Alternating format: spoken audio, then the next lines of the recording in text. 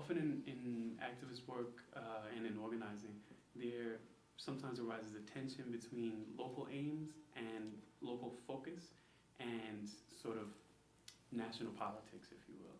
And I wondered, what do you make of that tension at this particular moment, given your conception of democracy and democratic process as a ways of getting things done? Do you see, for example, new possibilities for working through that kind of tension? Do you see a need to focus on multiple fronts? What do you?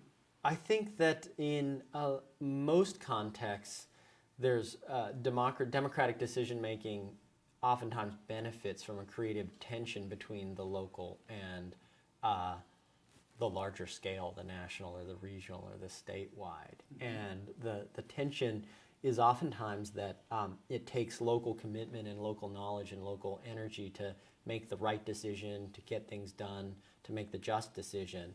But then oftentimes information and experiences that can only come from outside and pressures that come from outside to make sure that things are fair are important to make sure that local decision making is actually democratic and inclusive. So you can see that as a creative tension? I think it's a creative tension, and it's a mistake to have all decision making carried out at the local level and be hermetically sealed. Mm-hmm. And then it's also a mistake, it's equally a mistake or a different mistake to say that the local is completely corrupt or always parochial, and so we should always go to higher levels of government or higher levels of scale to make the decision. I think that there's an important creative tension between the two.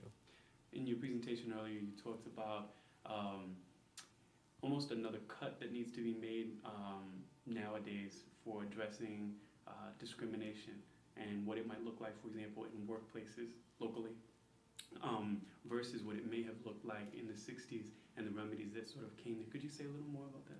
Yeah, my friend Susan Sturm makes a distinction, very helpful distinction between first and second generation discrimination. And first generation discrimination is the racial and gender discrimination of the 1950s and 1940s and 1960s even, in which discrimination is intentional and blatant, and the appropriate remedy or an effective remedy for that kind of discrimination has been to make it illegal, to say, no, you can't practice that kind of discrimination.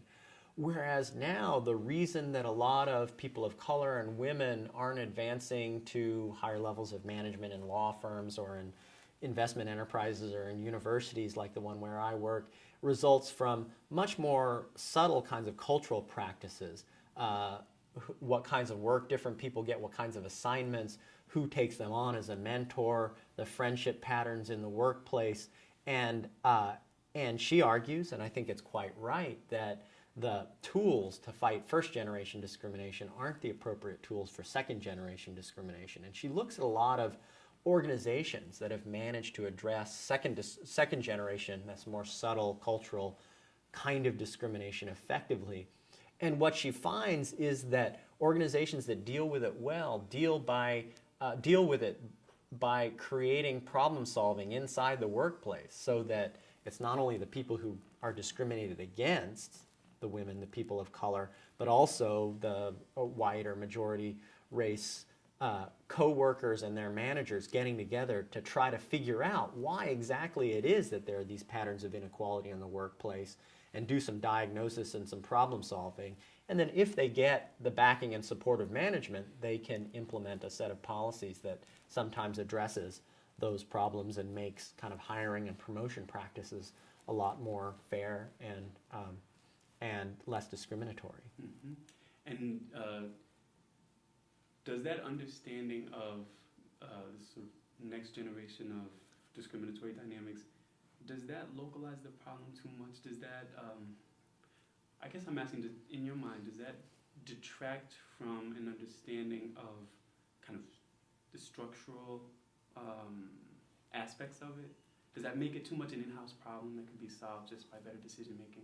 Well, I think there are two different issues. I think that it oftentimes it can only be solved with in-house decision making, but that in-house decision making isn't going to happen oftentimes unless there are larger social forces that are organized to push companies or universities or other kinds of or government agencies to do that hard work. Mm-hmm. And so it is a larger social problem that does need to be addressed at the social level, at the larger societal level, sometimes by advocacy organizations pressing companies and asking them why there's so few women or people of color who are partners or senior managers.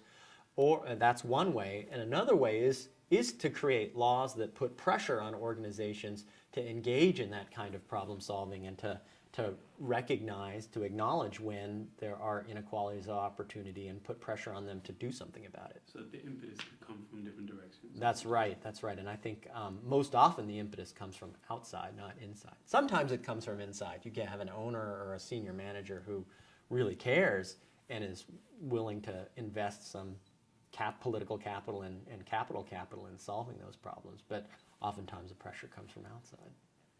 Does that suggest does that suggest the need for protections for folks on the inside that might then try to raise these issues, almost like a whistleblower type protection, so that, for example, in the instance that you cite of a university setting, it may be much more dangerous for an assistant professor to try to raise these issues or to forcefully push them onto the agenda in one way or another, or to push for changes in the way such decisions are made. Does that mean that one possibility could be